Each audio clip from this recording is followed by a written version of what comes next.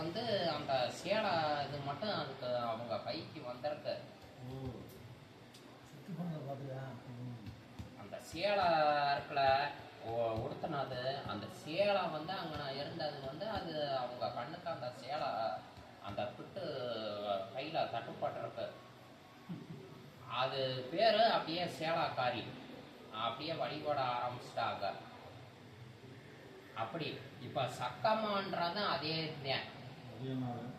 அது அந்த மாடிக்க சூளையிட மாண்டாகுதேன் சக்கம்மா, சீலாக்காரி, பேச்சி ஆத்தா.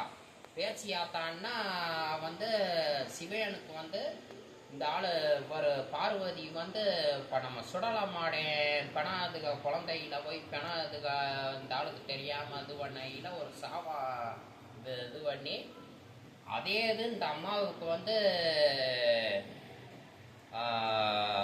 பொணாதுக அந்த ரத்தம் இது பண்ணி இருக்கு.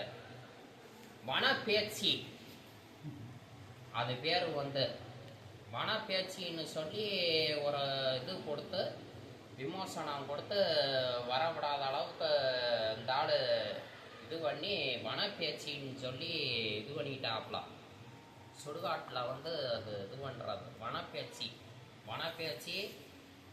அதே இது மாயான காளி. மாயான காளிங்க, மாயானத்தில் இருக்கிறது அது மயானம் இல்லை, மாயானம். அது உங்கள் இதில் வரலாக்கால் தமிழ் படிச்சிருக்காப்புல, தமிழ் டிடி அப்படின்றாப்புல.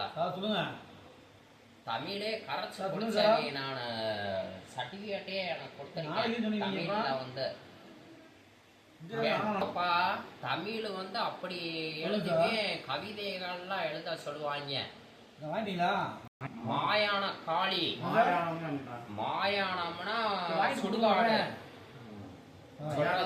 யாரு சொன்னது? மாயான காளி, மாயானம். அது வந்து நல்லதங்கால் கதை வந்து அதே தான்.